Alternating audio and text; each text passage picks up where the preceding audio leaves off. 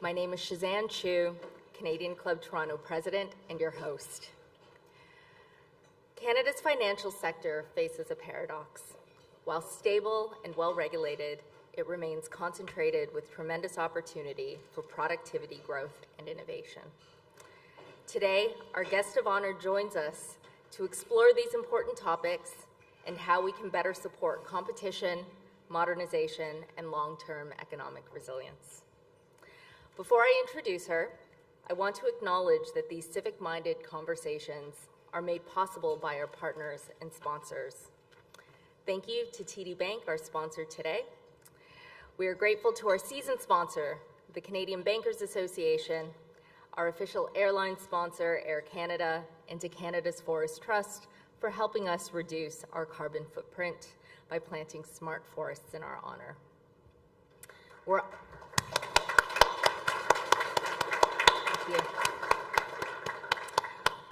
We're also pleased to welcome student tables from the Rotman School of Management. Where are you? Oh, back there, great. The York University Public Policy and Administration program as well. Where are you? Oh, right there, great. We're so glad you're here, thank you.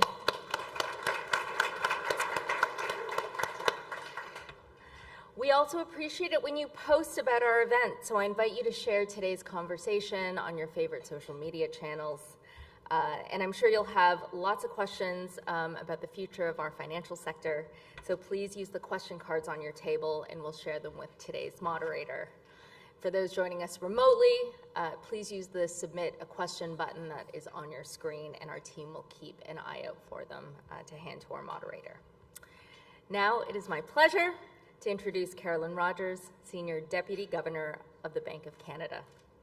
Since being appointed in 2021, Ms. Rogers has overseen the bank's strategic direction and operations, serving on the bank's governing council. Prior to her current appointment, she was Secretary General of the Basel Committee of Banking Supervision and served as Canada's Assistant Superintendent at OSFI. She brings deep expertise in financial stability, prudential regulation, and links between productivity and a resilient financial system. First, we'll hear from the Senior Deputy Governor, and then she'll be joined in conversation with Tanya Van Biesen, President and CEO of Versified, Board Director and immediate past President, Canadian Club Toronto. Tanya is a seasoned executive, board advisor, and she has spent her career at the intersection of leadership, governance, and economic growth. Carolyn, Canada's podium is yours.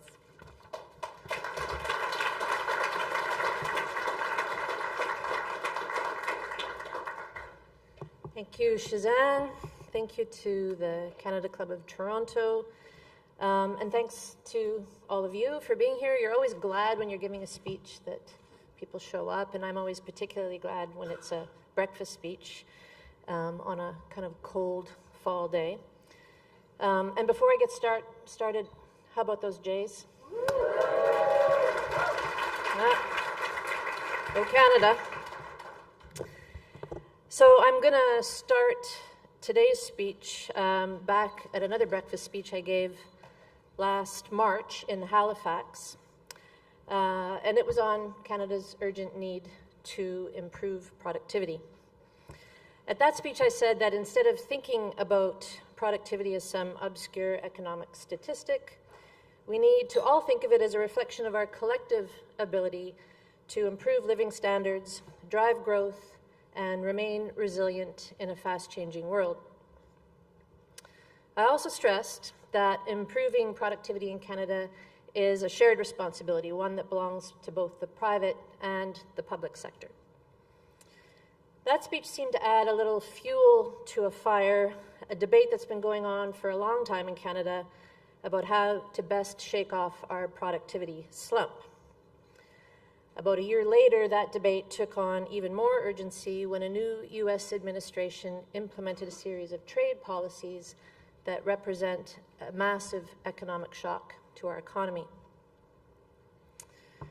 Meanwhile, Canadians are still grappling with a higher cost of living. Inflation's been back to the bank's target for about a year and a half, but life is more expensive than it was. And this is frustrating for everyone, and it's particularly stressful for people in lower income brackets and for young Canadians who are trying to get a start in life. Higher productivity won't make us immune to U.S. trade policy, but it would help buffer the effects of tariffs, and it's the clearest path to boosting real wages in Canada, making life feel just a bit more affordable. For businesses, higher productivity offsets rising input costs, helping to maintain margins and preserve price competitiveness, and a more productive economy is one that's more attractive to investors and to new trading partners. Bref, il était déjà urgent d'améliorer notre productivité, et c'est encore plus urgent maintenant. The bottom line, there was an urgency to improving our productivity before, and that urgency has only increased. So what's the holdup, you might ask? If productivity is so important and improving it is so urgent, why is it so hard to move the dial? The short answer is, like with most difficult problems, the solutions involve trade-offs. There's almost never a solution that has all of what you want and none of what you don't want. And like most policy trade-offs, views differ on the best way to balance them. Today, I want to illustrate this challenge by diving a bit deeper into one policy area that is critical to an economy's productivity, and that's competition. I'll lay out a bit of the economic theory on the relationship between competition and productivity, and I'll highlight very briefly what the research tells us.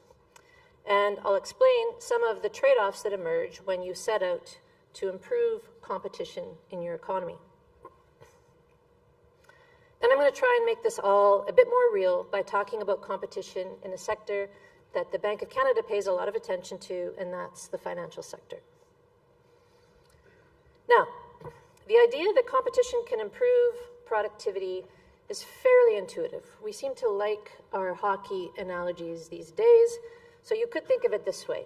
You always skate a bit harder in the game than you do in the practice, and when the puck drops, the tougher the competitor, the harder you skate. And the economic theory and the research on competition generally line up well with this intuition. Theory teaches us that competition works through a variety of channels. I'll name three. First, competition disciplines firms. It forces them to look for ways to reduce cost and inefficiency to make sure their business survives. Second, it encourages businesses to innovate so they can differentiate their product or service from other firms and get an edge. Third, competition leads to the reallocation of resources throughout the economy. Firms that are efficient and innovative attract more customers and more investment. Those that aren't will struggle to keep up and eventually exit the market.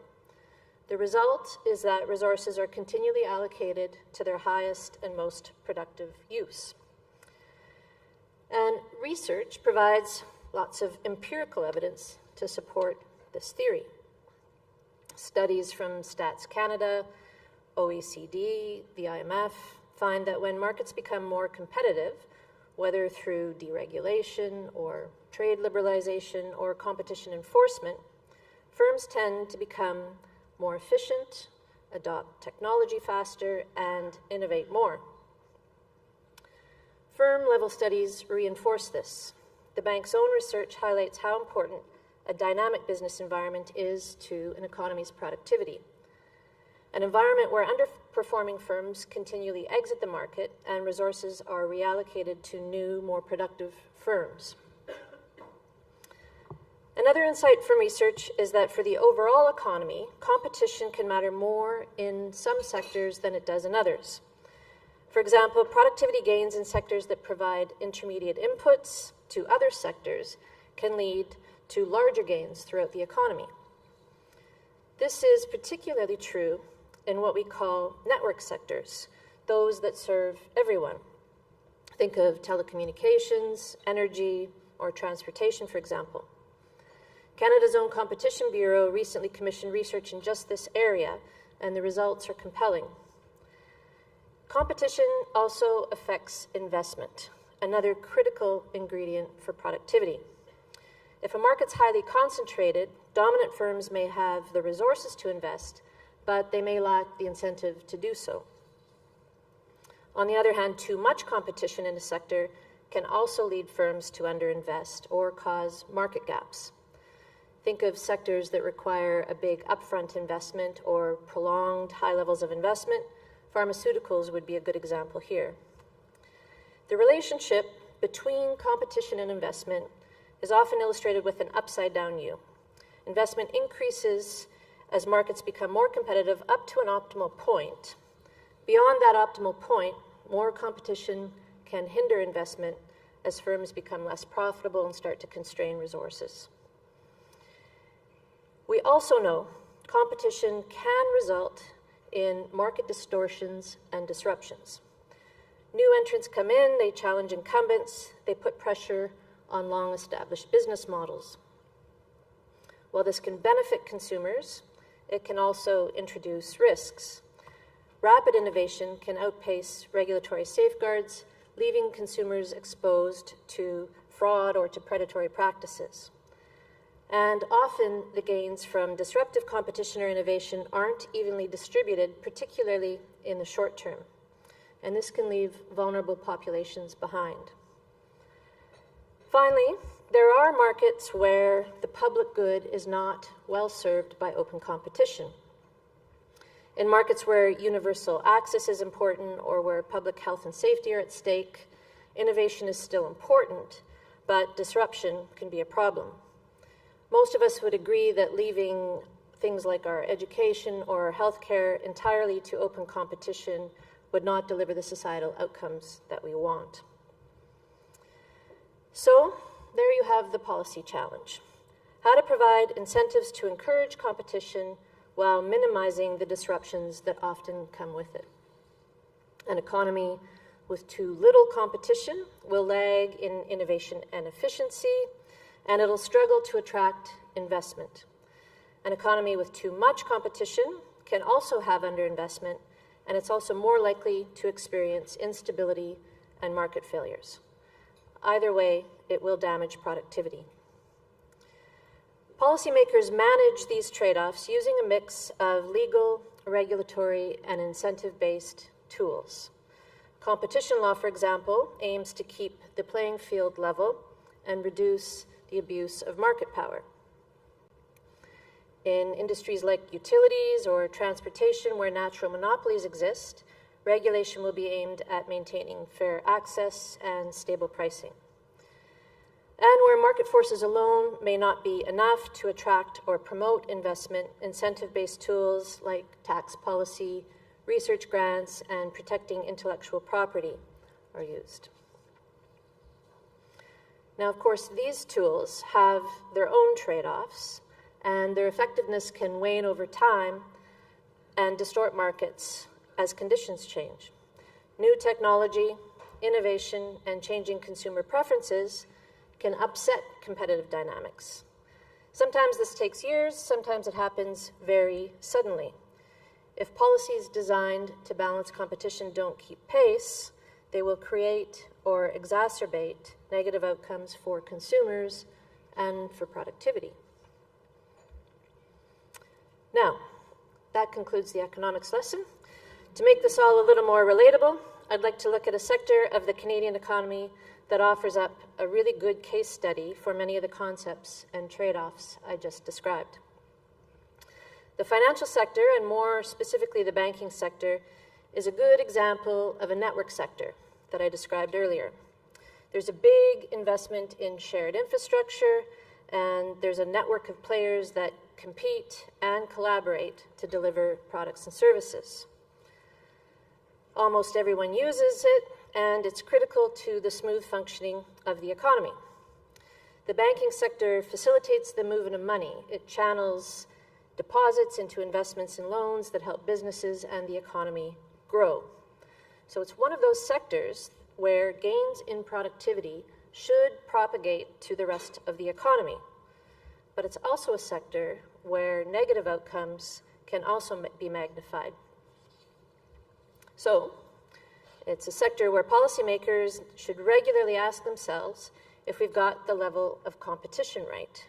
Have we got the right balance between safety and stability on one hand and innovation and growth on the other? Now, if you look at our track record, it would be hard to argue that Canada isn't delivering on the safety and stability objective. The last Canadian bank failed about 30 years ago. And since then, banking regulation has unquestionably tightened in Canada. There have been increases to capital and liquidity, there's been a bail-in framework created, and many improvements in supervision.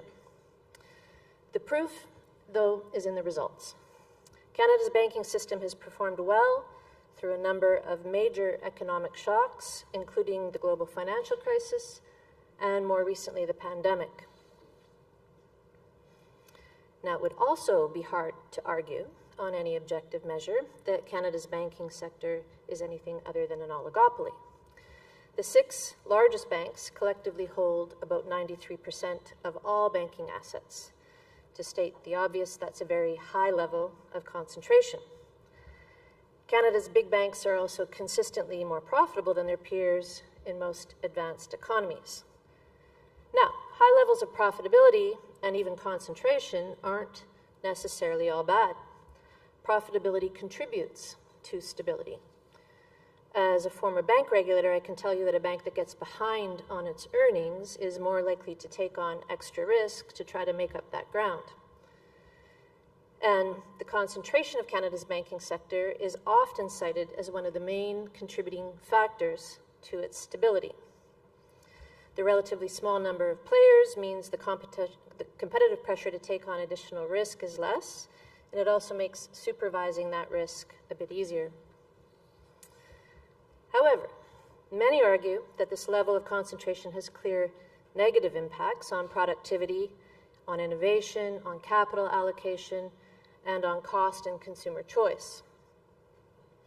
And in the current environment, the balance between stability and competition in the financial sector is part of a broader debate about how to get underperforming economies back into growth mode. The US has made several announcements aimed at reducing regulation in their financial sector. And earlier this year, Britain's Finance Minister Rachel Reeves called regulation a boot on the neck of business and told regulators that they should take up the call to not bend to caution and boldly regulate for growth. Now, the debate hasn't become quite that colorful here in Canada, but there are reasonable calls for reflection here too, and our regulators are listening. Canada's Superintendent of Financial Institutions says he sees room to tolerate a bit more risk in the system, particularly in the requirements for new entrants. And OSFI's been actively streamlining its rules, rescinding more than 20 regulatory guidelines just in the last year.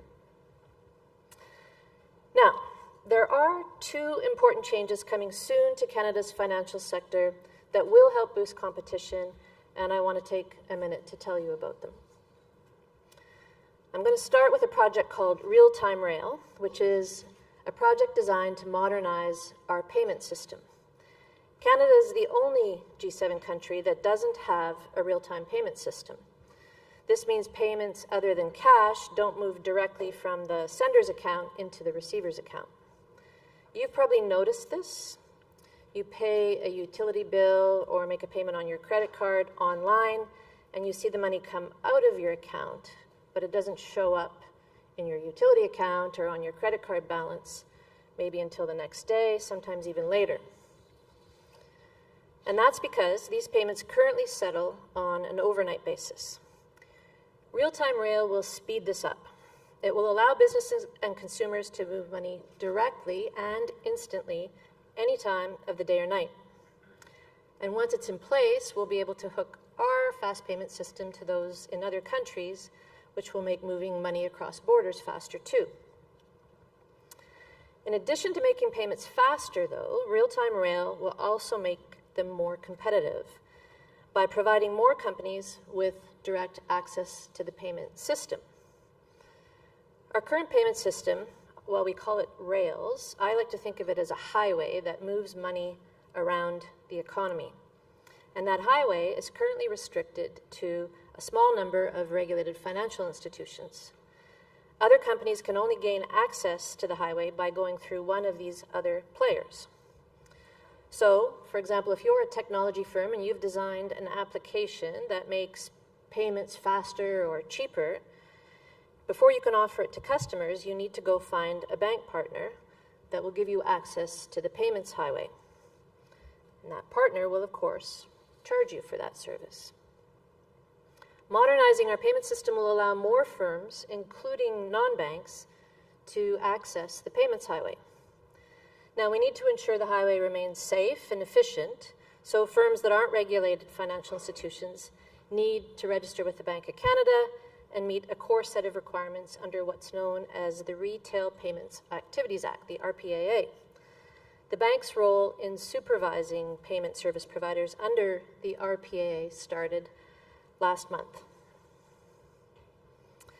Canada's real-time rail system is now in test mode, and it should be ready to launch late next year. It's been a long time in the works and suffered several delays, so it will be great to see it finally roll out. And the experience in other countries that have already introduced instant payment systems show that these systems have real economic benefits. And a study last year by the C.D. Howe Institute estimated that real-time rail could deliver more than $3 billion in efficiency gains to the Canadian economy in its first 5 years in operation. So this is one clear example of the productivity benefits that can come from more competition in a network sector. The second innovation in the works in Canada is open banking. In essence, open banking shifts control of your financial data from your bank to you. It creates a set of rules and standards that let you safely choose to share your data with other banks or with third parties, like a budgeting app, an investment platform, or a credit application. This has all kinds of potential uses, but one very important one is that it will make it easier to compare banks and to switch between them. Now, Canadians don't currently switch their banking relationship very often. A survey of 4,000 Canadians in 2020 found that only 6% had switched banking relationships in the previous year. And a more recent survey reported that 69% of Canadians haven't switched their primary bank in a decade, and 29% have never switched their primary banking relationship. Now, I'm willing to put some of this down to good service and satisfied customers, but not all. If you've ever tried to move your banking relationship, you will know it's fairly daunting. The hours of research, the reams of paperwork, missed payments, delayed deposits, and fees, lots of fees. So picture a future where you could load your banking data securely into an application that would research and recommend options for you to save money or get different products or services. You could then pick a new bank, have your data sent directly to that bank so they could use it to qualify you for the products and services that you want. All your credit history would be there. You're not starting from zero. Your new bank could then recreate all your automatic debits and credits so that your payroll would show up on time and your hydro bill and your car lease and your rent would all get paid on schedule. Now, combine open banking with real-time rail, and not only is all of this a lot more convenient, but it's faster, too. There's work to do, but this is a future within reach. The Canadian government first introduced the idea of open banking in its 2018 budget and put a legal framework in place called the Consumer-Driven Banking Act, which passed last June. Further legislation is needed to bring this idea to life, as well as regulations that obligate financial institutions to participate and minimum standards for other firms that want to be involved. Then technical standards need to be developed along with a supervisory regime that will maintain safeguards for consumer data and minimize the risk of fraud. Just like the payments highway, we want it to be open, but we need it to be safe. Real-time rail and open banking are two initiatives that promise to improve competition in a sector that is critical to Canada's economy and to its productivity. They need a final push to get them implemented, but the promise of more competition and greater productivity is on the horizon. Let me conclude with 2 messages for you to take away today. The first is Canada has a long track record of financial stability that we should all be proud of. We shouldn't take it for granted, but nor should we sit on it. The stability of our financial system is an asset we can use and a strength that affords us opportunities. Greater contestability, more new entrants, more innovation in our financial sector would lead to competition that's good for consumers, good for productivity, and good for our economy. We really should lean into it. There are important innovations on the doorstep, but we need to get them over the finish line. Second, as the world heads into a period of greater economic nationalism and more industrial policy, we need to resist the urge to add protections. Instead, we really need to look for ways to encourage more innovation and greater competition. I focus my remarks today on the financial sector because it fits with the Bank of Canada's mandate and with my own background. But there are other sectors in the Canadian economy where more competition would contribute to productivity and to growth. Getting rid of competitive protections between provinces is an obvious place to start, but it should not be where we end. We ought to think bigger than that. Thank you.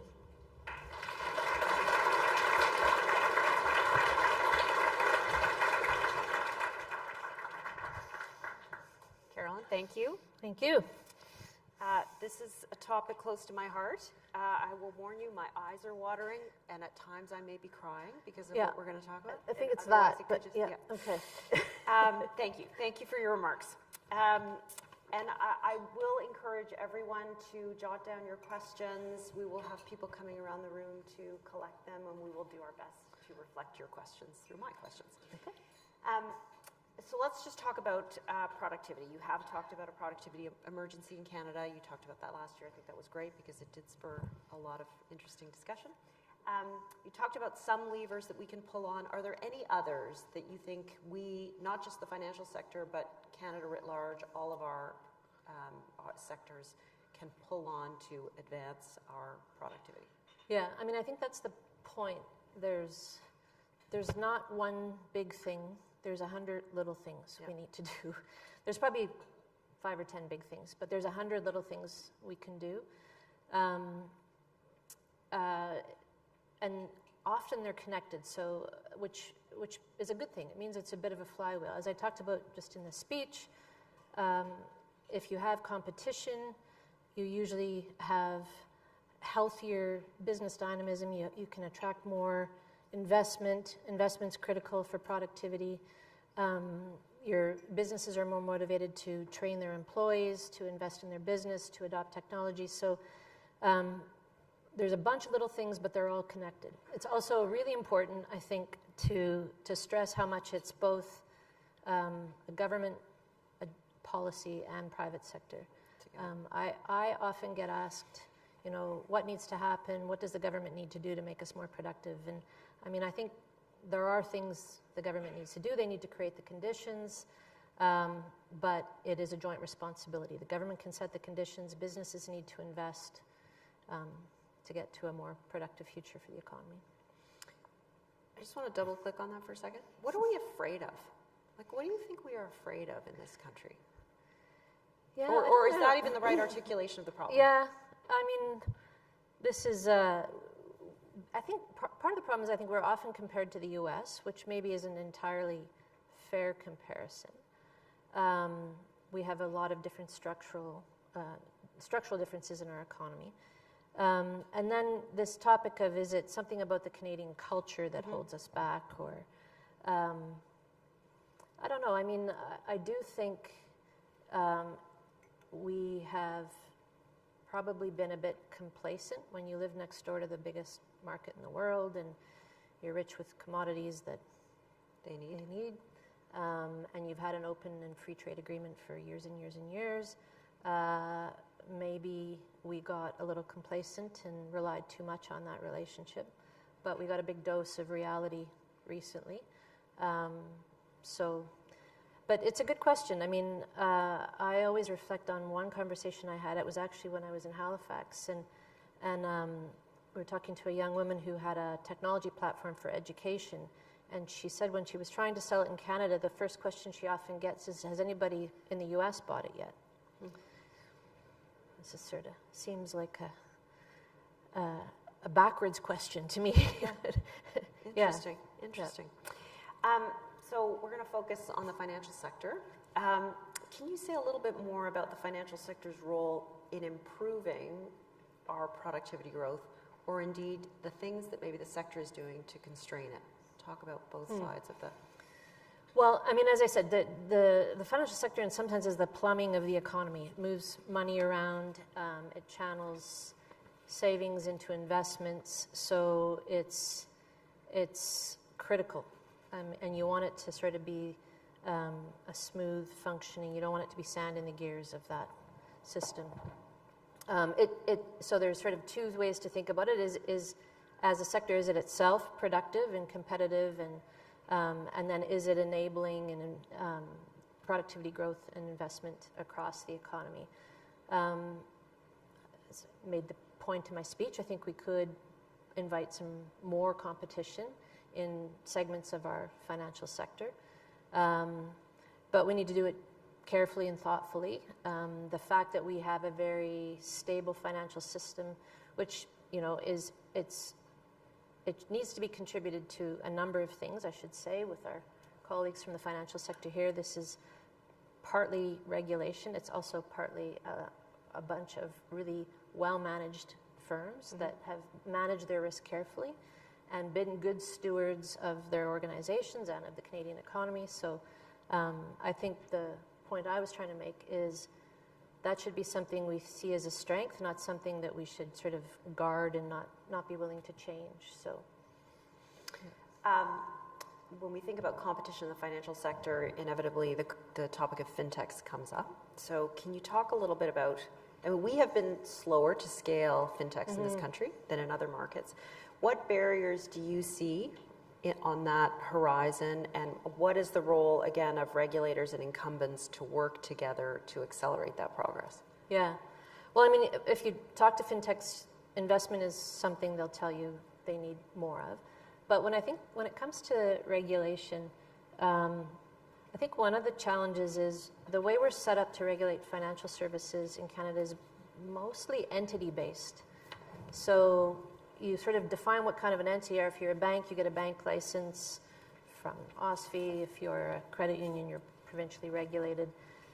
We don't really have a way to take a piece of banking and sort of a good regulatory regime for pieces of bank. We're on our way to solving that. The Retail Payments Activities Act was a good step forward.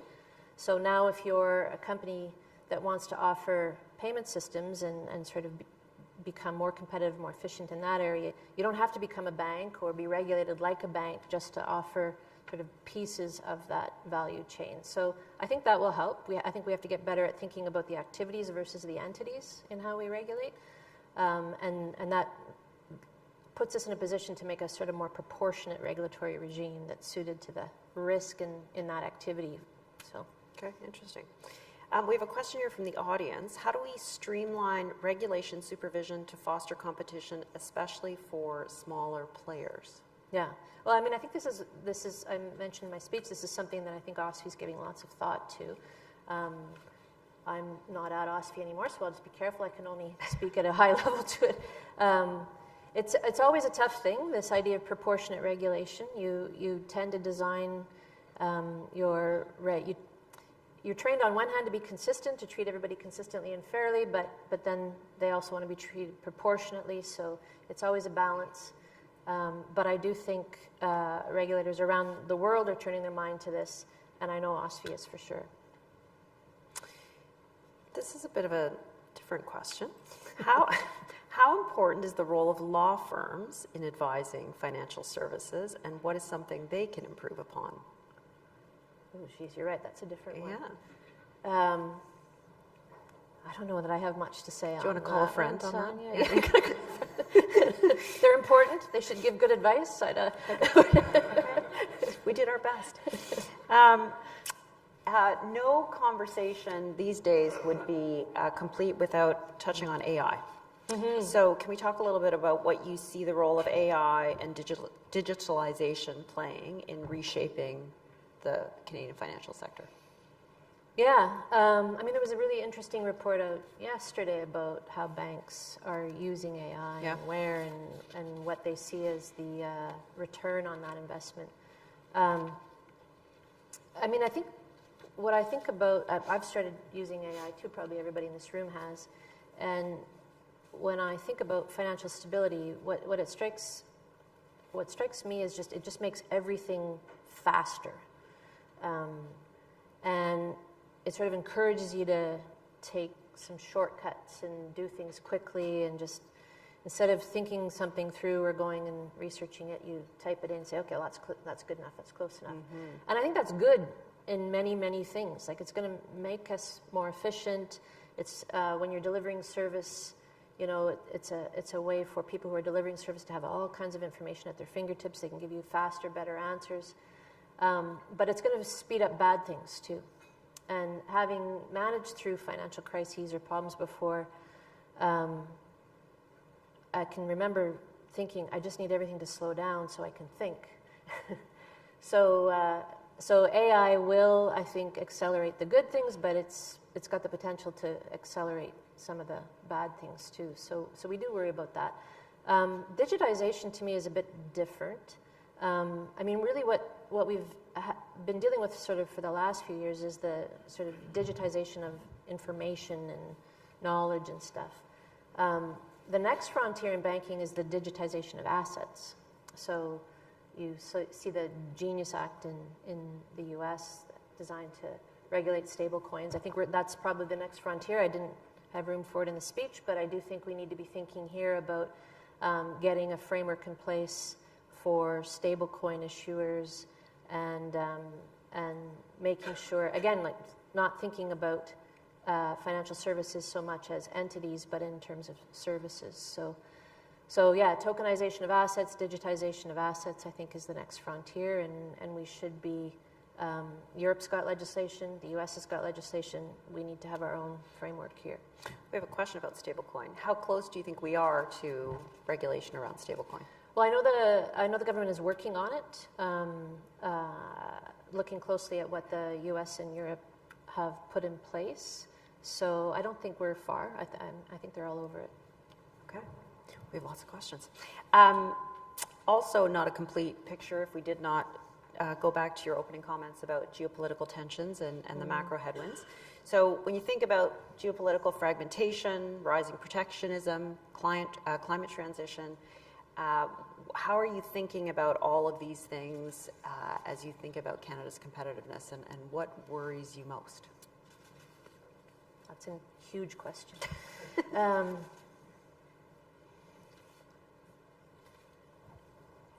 I think I mean, the governor gave a really good speech on this a week or so ago.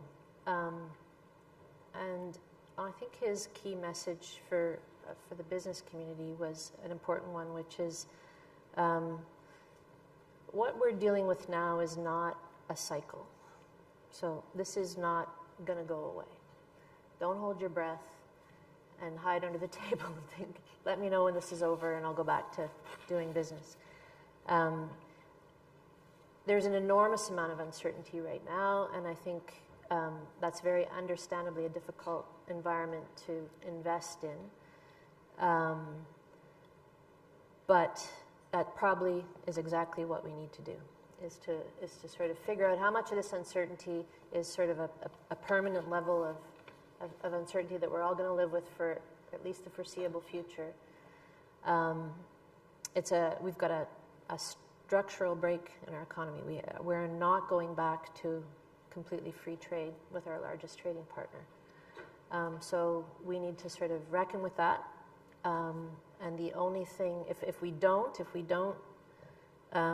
figure out how to offset that structural change, with a positive structural change, we are on a permanently lower path, which is not what we want. None of us want that. So I think, what we're trying to do, I think we were like everybody. We've spent the past 6 months. I mean, we would normally put out a projection every 3 months. We've been putting out scenarios. So we feel that uncertainty too. We've been doing business differently too as a result of that uncertainty. So we understand, but we're going back to a projection on our next monetary policy report. We need to move on. So. I just want to recognize one of the students has put forward a question. Oh, cool. Given ongoing shifts in automation, AI, and labor markets, how can Canada ensure women are not left behind and are positioned to thrive in our economy? Women? Women. Oh, Yeah. okay. Interesting.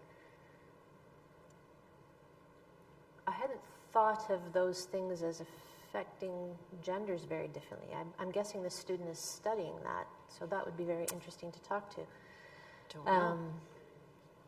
I mean, I do think some of this, some of the technology shifts combined with the ability to have a more flexible work environment post-pandemic has boosted labor force participation for women. So that's a really good sign. That tells me that some of those things have combined to make it easier for women to enter and to stay in the workforce. And that's a very positive thing in the Canadian economy. So, I mean, if you take that as a data point, it would suggest that these things are actually going to help women rather than things that we need to manage as a risk to women. But, yeah. I think we have room for one last question, and I apologize if I wasn't able to get to everyone's questions, but if you could leave this room with one action item to move the dial on productivity and innovation, what would it be? Yeah, I'd probably come back to the previous question. I mean, I'm from Ottawa, so I guess people often ask me, what's the government doing to help productivity? And I think this government is focused. We are seeing some big investments discussed, some big policy. In fact, I think the Minister Joly is going to be here later today to talk about industrial policy. So I think that's good. But I come back to the point that that productivity and economic growth is a shared responsibility. It's the public sector and the private sector. The public sector can create the conditions. Our job is to create low, stable inflation. The government's job is to set the sort of fiscal environment, the policy environment, the tax environment, and then we need people in this room to do their job, to invest and to grow the economy. And I think if we all do our job, it's a bright future. That is a great way to end. Thank you very much.